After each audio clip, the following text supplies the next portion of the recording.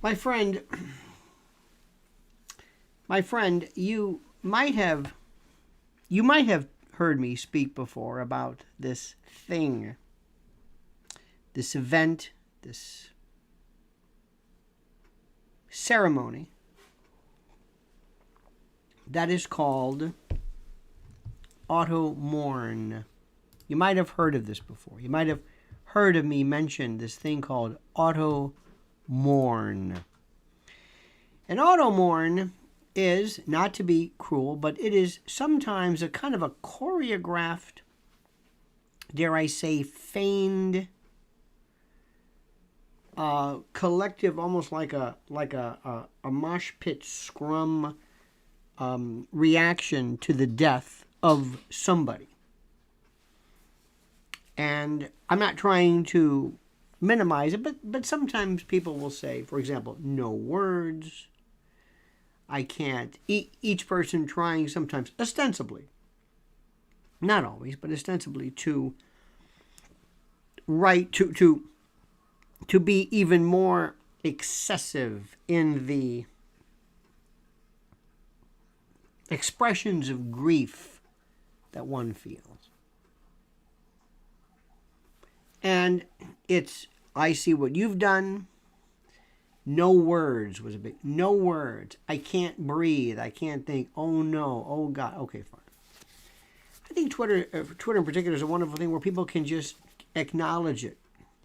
In terms of Jeff Beck, you have Clapton and Ronnie Wood and whatever it was. Anyway, we're going to be talking about that. We're going to be talking about how this thing works, and we're going to be talking about specifically how these things and these folks affect our lives and how you might have been affected individually or personally by somebody who had died in the past. But before we do this, I must remind you that days we are counting down to what is going to be, and I can't say this enough, one of the best, one of the most unique presentations possible in terms of theater, opinion arts, spoken. I hate that spoken word. Why do they say spoken word? What does that mean? If it's written word, it's called print. If it's lyrical, musical word, it's called a song. It's like, I think spoken word kind of speaks for itself, but that's neither here nor there. But this coming 14th, this coming Saturday night at the Cutting Room, I want you to be there. We've got the information right here available for you and for your perusal and review. And I beseech, entreat, and import you to review it carefully and to make note of it. I cannot wait. Mrs. L will be there. We will have microphones for you. We'll be interacting. It's like this, but on a different platform. Nobody in entertainment does this. They don't do this because you are an interrupter to the choreographed piece. My information is subject matter. I go through this and tomorrow it changes daily, not just politically, but with everything. So, again, I want to see you there. There's no excuses. I want to see you there Saturday night. Tickets available. Make sure we say hello afterwards. Pictures, the whole bit. Okay. When did let me just go back to Jeff Beck. I have played now. You don't have to be the greatest guitar player in the world to recognize how great they were. And Jeff Beck was one of a kind. Why? Freeway Jam is my favorite. I think it was... What was the album Freeway Jam was on? 1978, I think it came out. Where was this? I even have this. I mentioned this because that's one of my favorites.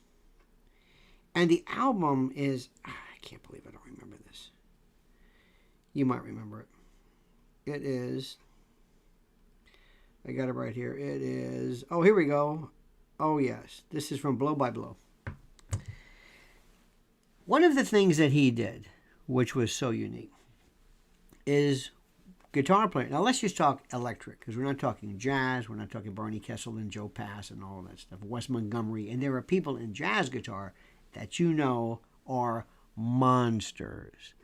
Monsters. Okay? Okay? Okay. Now, aside from that, let's go through this. And classical and that sort of thing. And flamenco and whatever. First, what he did, which was so unique, was he did not have any, he didn't use a pick, a plectrum. Might have at first, but not later on. This is so unique. Now, of those who have not picked, Mark Knopfler, the greatest who played thumb is Toy Caldwell for Marshall Tucker. Lindsey Buckingham. You can go down the list. Who else? Who else? Let's see how good you are. Let's think of the great folks who did not play, who did not use a pick. I'm thinking, well, Wes Montgomery, but that's jazz. He did this thumb thing. A lot of people. Who were the?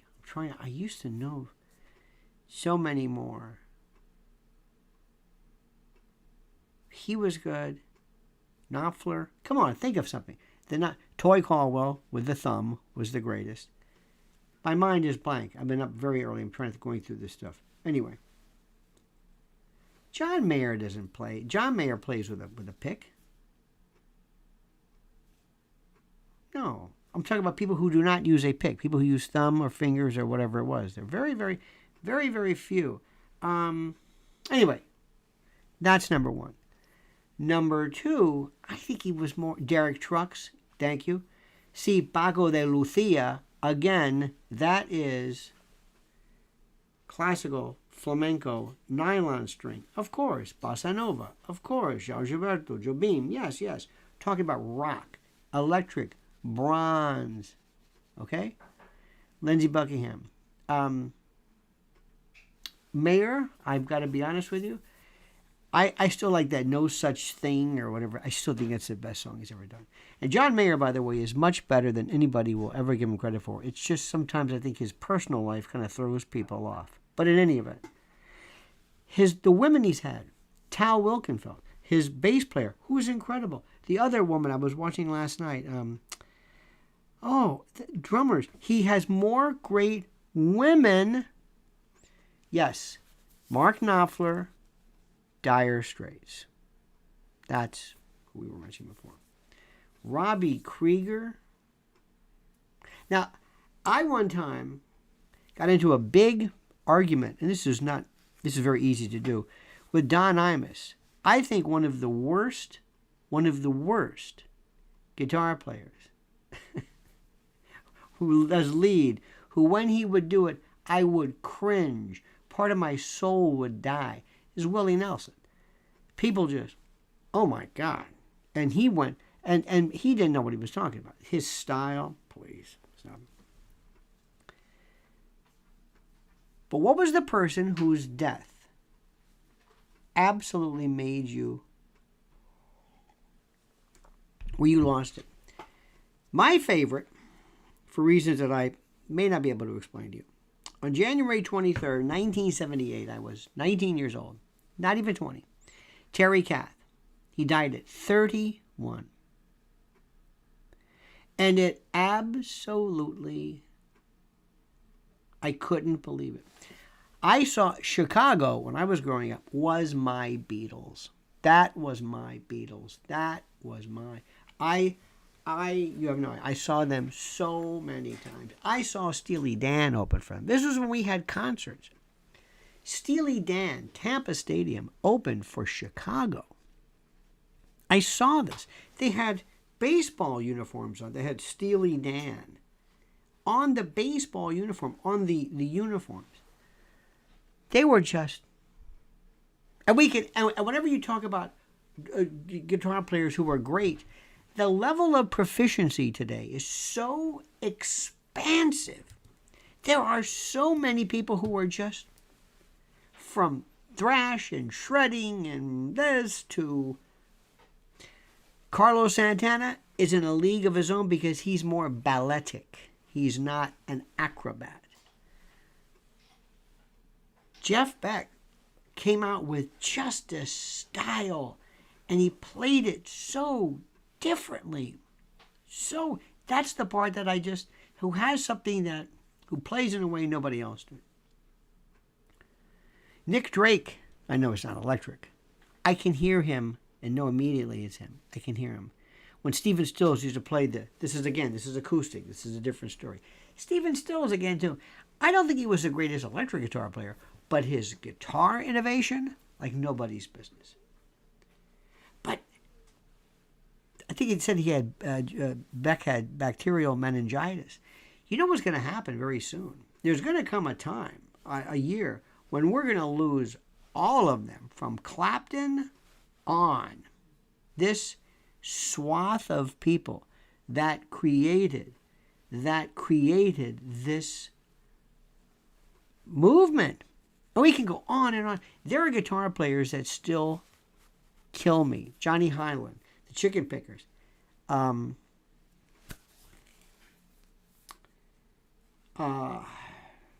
go down the list. My head is awash in so much. Think about when the Beatles started. On Ed Sullivan, 1964, 1960, whatever. I think I saw it. I was 6, maybe at the time. The next day, you couldn't keep a guitar anywhere. You couldn't, nobody had them.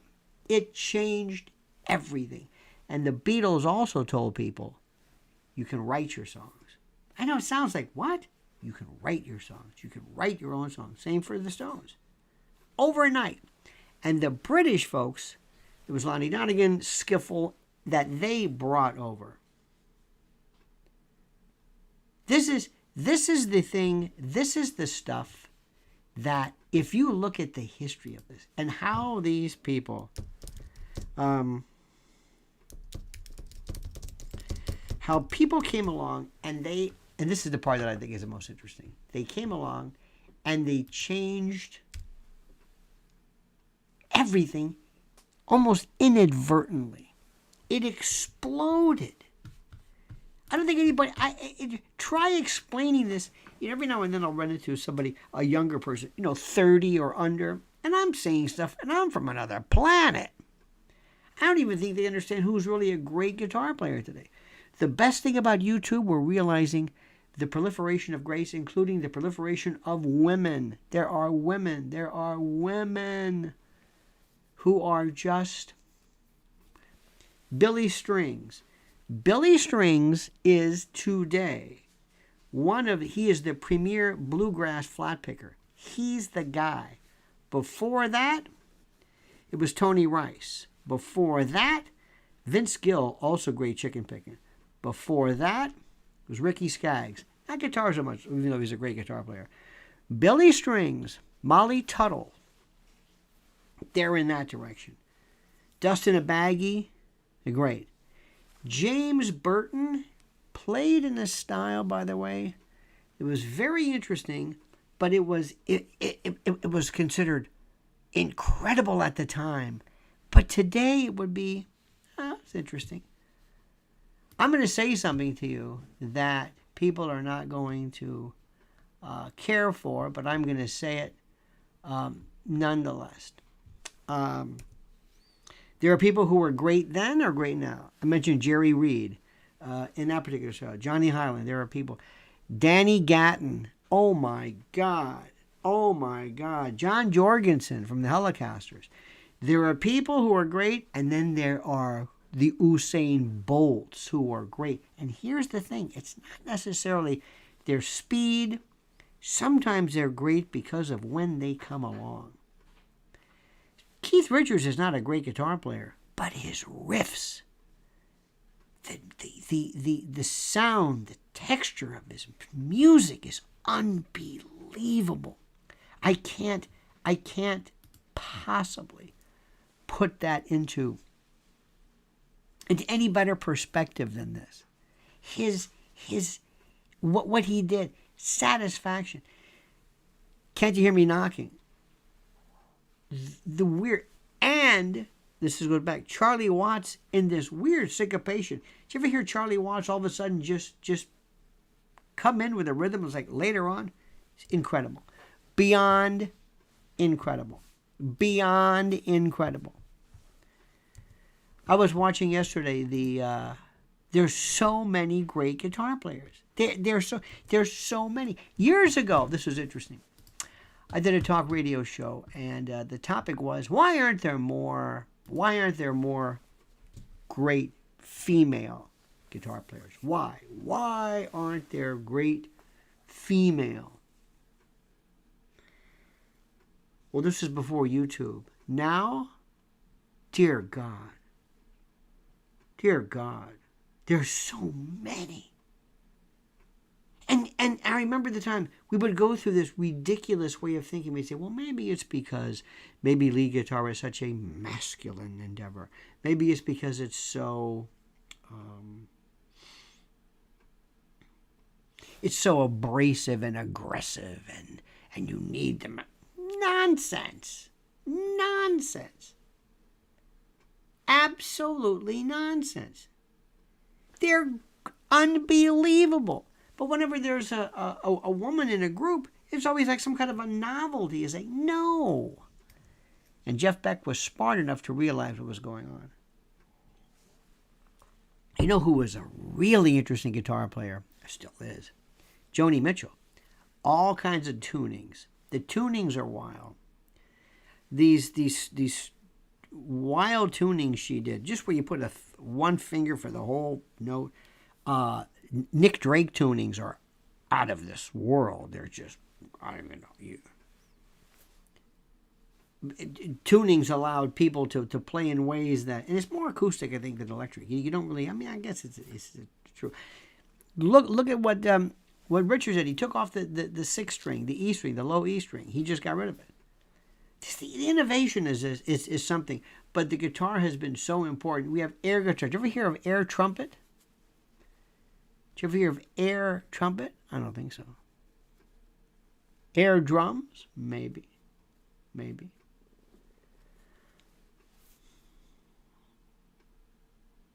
This guy was great. Jeff Beck was just really, really good. Prince, I'm looking at some of your comments. Prince was a monster. Frank Zappa, I never got into him, but he was a great musician. So, Sister Rosetta Tharpe, or Rosetta Park, as we would call it, was a precursor to what we're hearing today. Stevie Ray Vaughan. Okay, Eddie Van Halen. I'm going to say something about Eddie Van Halen, and a friend of mine was an EVH acolyte like you cannot believe. Eddie Van Halen was to guitar playing what the people were who put all this smears on, these essences on the squirt bottle and all this stuff. And wondering, what is this stuff? What is this? I said, yeah, it's nice. Eddie Van Halen was terrific. He did all this stuff, and he did the fireworks and the eruption and everything. But that's not my thing. Carlos Santana shows an absolute breadth of his talent, what he could do. Jack Bruce was great on bass. Bass, we'll talk about. Susie Quattro bass.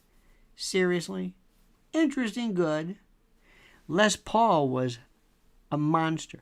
Les Paul not only changed the guitar itself in terms of this. Did you ever hear him just do riffs with Mary Ford? Did you ever hear Chester and Lester, Chet Atkins, and Les Paul? Oh my God. Charo was terrific. I saw Charo with the Coochie Coochie married to Xavier Cugat. You know who also is an incredible person is Dolly Parton. Nobody cares. Glenn Campbell was a monster. Jimi Hendrix was, again, another realm. What I was going to tell you was Eric Clapton is great because he's Eric Clapton. What he's doing right now, everybody's doing. Everybody can do. But he did it first. And with that goes some rubbish. He was great. He was critical. He is important. But in terms of proficiency, no. John McLaughlin, somebody writes, I'm just reading your comments, from Mahavishnu, from the work he did. He did a few work with, but when he worked with Al Di Meola and Paco de Lucia, was incredible. Django Reinhardt. Okay, glad you brought up Django. Now we're getting out of the rock world. Django Reinhardt with Toots Thielsman and Stefan Grappelli not so much with Stefan Grappelli, created gypsy guitar. John Jorgensen is picking up gypsy guitar. John Jorgensen has this. You can always tell a gypsy guitar by the sound hole. We saw him one time at Jazz at Lincoln Center, and it was incredible. He created gypsy guitar. That's his style. Period. Jerry Douglas, a little different, is the dobro, is the George Jones of the dobro. Tommy Emmanuel today. Tommy Emmanuel is an ambassador of the guitar. He is great, and I'm going to say something. And this may be, again, it's not meant to be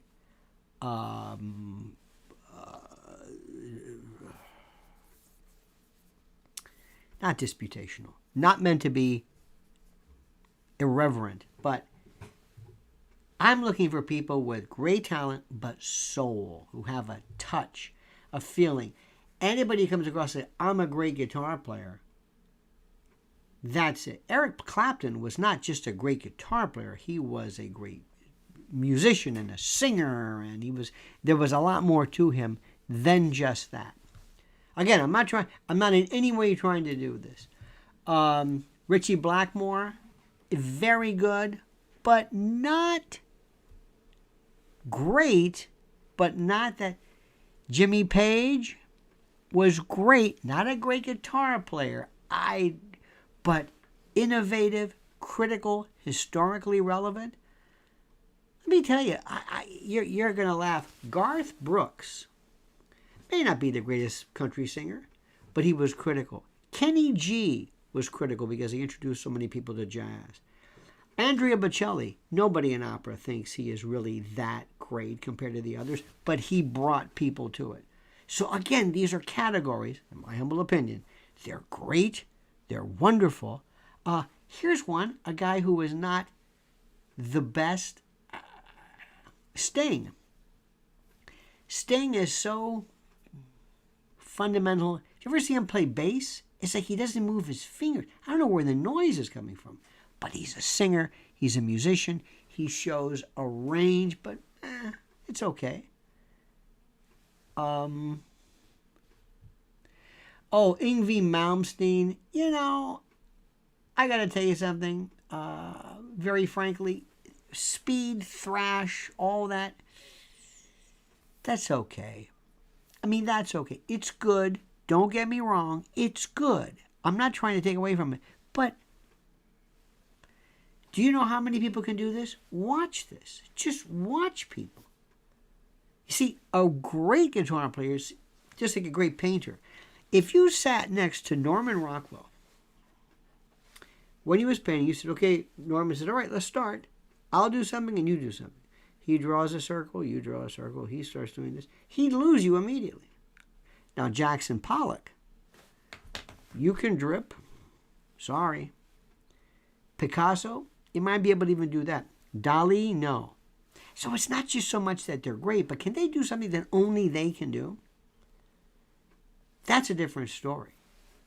There are so many great and wonderful people. George Benson was very important. Eric Johnson was great. Geddy Lee on bass. Did you ever see Geddy Lee? Watch Geddy Lee do the Yes induction into the Rock and Roll Hall of Fame. Absolutely incredible. I mean, just watch him. Now, bass players, I got to talk about that. Larry Graham, Stanley Clarke, the great Joe Osborne, Carol Kay, she doesn't get any credit. One of my favorites, Tyran Porter from the Doobie Brothers. I can hear him a mile. I know his style. Kind of like Joe Osborne. Peter Cetera, listen to him on Chicago 4 at Carnegie Hall. He's a monster. Paul McCartney, a monster. Bass is such a unique thing. There are so many. Louis Johnson from the Brothers Johnson. Bootsy Collins. These are people who made, and there are women today. Dear God. Remember, Larry Coryell, Larry Carlton, in the 70s, maybe early 80s maybe, there was this, remember Fat Burger and Spyro Gyra, and this great kind of, this kind of a cool jazz, sort of wonderful. Leland Sklar is, by the way, absolutely, talk about bass, he is a fundamental, he's like the Howard Johnsons. When you want something to eat, he's the guy. Listen to the bass on Dr. My Eyes. He's there always. But Joe Osborne from the Wrecking Crew, phenomenal. James Jamerson, incredible, from Motown, one of the greats. James Taylor has a style that I can see and hear immediately. Oh, Jaco Pastorius, please, you are so right. Andy, forgive me. Jaco Pastorius, dear God. Where did that come from? Again, nobody played like that. You ever see these guitar players who hit the side of the... There was a guy named...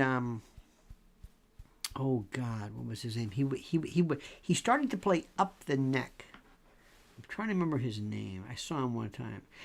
In a weird category, under 12 string, Leo Kottke, the only guy. B.B. King, B.B. King's okay.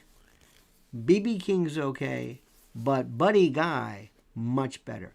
Buddy Guy howling, raging on this, was out of control.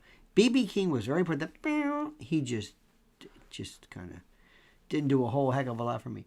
Okay, Ron Carter on bass. I just did, on my private channel, I always put in Ron Carter, Ray Brown, married to Ella Fitzgerald, Charles Mingus, the great jazz bass players.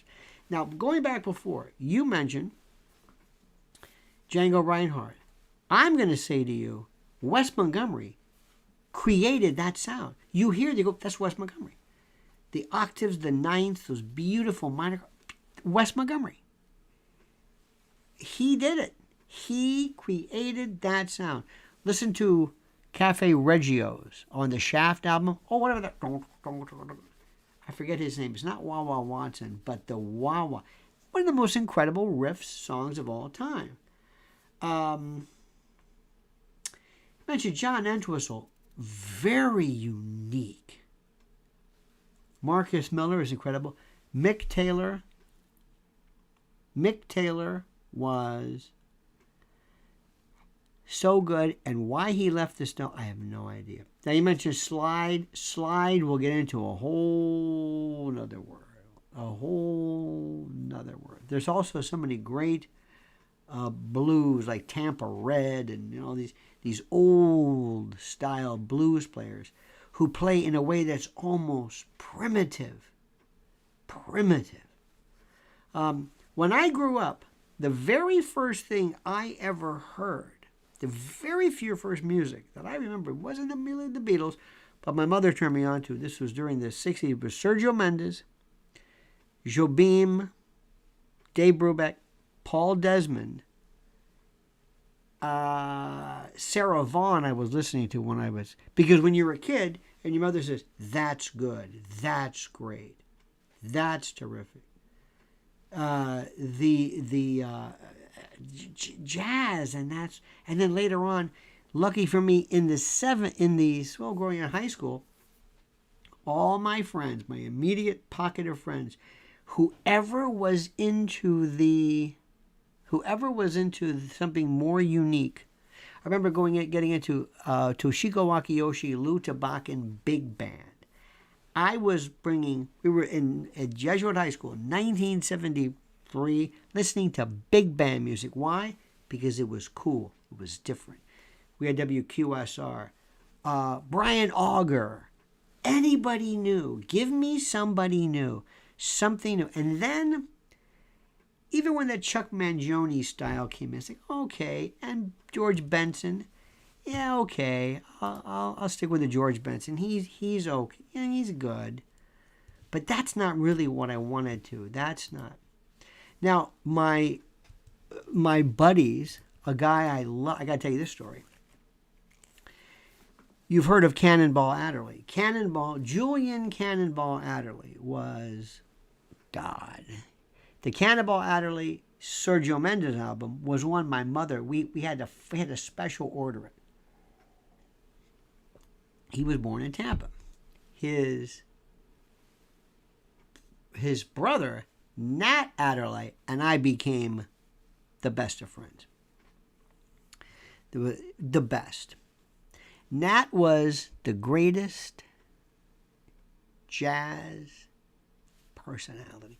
Nat's voice, when you called him, he left a message of his number. This was his answering machine, when we had answering machines. Beep. All right. Okay. Beep. That was it. I don't know what that means, but he was the consummate jazz guy.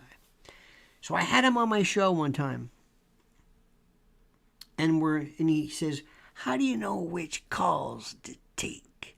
I said, well, come here. Look, here's the screen, and it said Jerry Wexler. And he said, you know Jerry Wexler? I said, I don't know who Jerry Wexler. I never heard of him. And you'll find out later that became a big joke. I said, I never heard of him. His eyes bugged out like, what, are you kidding me? Because I'm talking about Ornette Coleman and all this stuff. I just never. Nestle Erdogan, I'm an Erdogan, but never Jerry Wexler. It was more like Big Mama Thornton and all. That wasn't my thing. Turns out he lived in Sarasota at the time, used to listen to me all the time. So one day I called him up. I got his number. So I said, hey, Jerry. He had the greatest vocabulary. Just listen to his voice. That New York, that Washington Heights, anyway. So I called him. I said, so, what do you do? And he says, you don't know who I am, do you? I said, to be honest with you, not really. I said, let me ask you a question. I said, if you call somebody and left your name, who would call you back just because it was you? And he says, well, I don't know. He says, you ever hear of Mick Jagger? I said, come on. He says, well, I don't even know anymore. He was something with Etta James at the time. At his place, he lived with they're both deceased now, but he had this Chinese couple that all of a sudden, this guy named Shu, and all of a sudden you'd raise a glass and this Shu would appear out of nowhere. It's like, what is this? And he had pictures with Bob Dylan. He loved Duane Allman, loved him. Doug Salmon. Anyway, one time I was talking to him and he said, oh, I gotta go. There's another phone call waiting. He goes, who's it? He goes, oh, maybe you've heard of him. Steve Winwood. But I loved talking music. And Jerry was Muscle Shoals. And Nat was jazz. And then in the Tampa Bay area, and I mean the Bay Area, the West Coast, it was blues mecca. I saw Derek Trucks when he was a kid, almost a baby, play with these blues. It's who I am, what I love. I just, when I hear a band, concerts, we're so lucky in my generation. We could see actual great people play, and some of the ones, and I'm telling you right now, the concert that I will never forget, that changed my life, made me love jazz, but also how bands work. My grandmother said, we're going to go see Lawrence Welk. I said, oh my God, I loved it. I've never seen guys who read charts, old-fashioned, real musicians. I love that. And I listen to them play, and I just, oh my God. You want to hear going back to lead guitar? Listen to Carlos Santana do his lead on Dance Sister Dance on Moonflower. I think it's my favorite lead of all. He goes from everything, wah wah, this, bad, everything. Oh, and while we're on the subject, percussion, Ayrto. Ayrto's married to Flora Purim. Remember the CTI years, Creed Taylor? Flora Purim, Ayrto, Deodato. Number 2001, but he did Bubbles, Bangles, and Beads and Strut and all this. Deodato, by the way, is the father-in-law of Stephen Baldwin. So there you go with that. So, in my heart of hearts, in my heart, the people that I respect so very much are musicians. These are people that I love. It is a gift from God. And Jeff Beck was... There is no comparison. Nobody said, well, you're kind of like, oh, no. And what he did to showcase, not because they were women, but because they were great. And he was great. And look what the Yardbirds, it goes back to, he's been around forever. Look at that group with Jimmy Page and Dave Mason, oh my God, with Steve Winwood And I don't want to get into, boy, they sure are dropping. He was 78. I mean, I don't know anything about why people die, but it's like there's just too many great people passing away. Sad. By the way, Liz Solak says her mom watches Lawrence Welk. Lawrence Welk was a monster. You watch him. Watch Guy. You know how big Guy Lombardo was? Guy Lombardo? And you go back to understand things like big bands, like Glenn Miller, and oh my God. So anyway, thank you, my friends. We'll be back tomorrow at the usual time. The usual time. I thank you for that. Let me remind you again, Cutting Room. You want to see, and by the way, nobody does what I do. That's what I may not be the best, but I'll tell you right now, I guarantee you, nobody does this. And you might say, because it stinks. I don't think you're going to say that. But I want to have people who absolutely take something and change it. So be in mind of that. Oh, also, please, I didn't mention our great friends at My Patriot Supplies and Mike Lindell. And please go and just look at all of our sponsors. They help us dramatically, and we thank them so much. And we thank you for being a part of this thing. Have a great day, my friends. We love you immensely. If you pray for Mr. Beck. But thank God, thank the firmament that we had him and that we could listen to him. And we could just experience this thing that only humans can do. And I love talking music with you. It's one of my favorites. All right, dear friends, have a great and glorious day. See you tomorrow, same bad time, same bad channel. This time, 9 a.m. Eastern Time. Until then, remember, the monkey's dead. The show's over. Sue ya. Ta-ta.